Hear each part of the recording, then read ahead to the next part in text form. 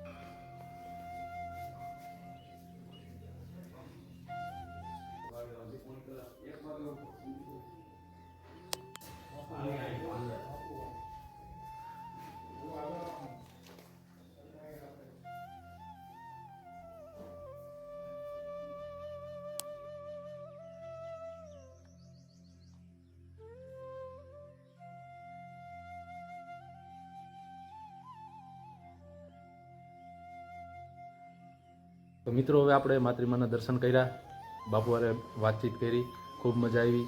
અને બાપુએ હવે આગ્રહ કર્યો છે કે તમે ચા પાણી પીને પછી તમારા કાર્યક્રમમાં આગળ વધજો. તો આપણે 2 મિનિટ માતાજીના સ્થાને વિરામ લઈ અને ચા પાણી પી લઈ પછી આપણે આગળ વધશું.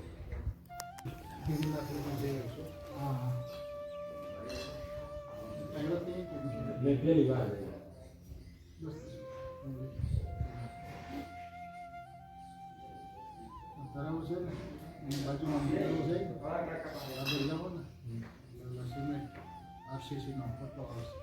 ડાબી સાઈડ જમણી સાઈડ મેં બેઠો એનો કોઈ મંદિર કરી ત્યાં બેઠું છે. બોલો ચાલો. હા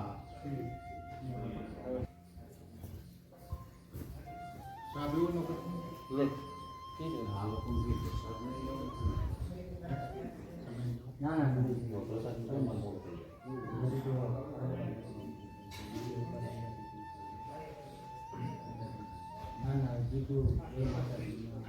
પ્રસાદ આવી ગયો. આ પ્રસાદ આવી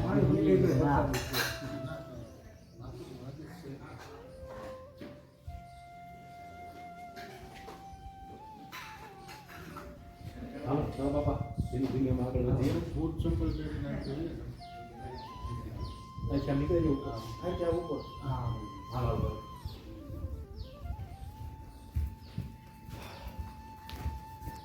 તો જો આપણે બાપા ભેરો ચા પીધો. કારા બાપા ધંધુસરના છે અમારા. હવે એની અમને અહીંથી રસ્તો સીંધાડ્યો હોય કે તમે સીધા નીકળી જાઓ એટલે આમ ફરવા જવું ન પડે. તો ઉપર જો વ્યવસ્થા બધી સોલિડ છે અને આ બાજુથી જવાનું કીધું છે તો ધીમે ધીમે આપણે આગળ વધીએ ભીમનાથ મહાદેવ તરફ.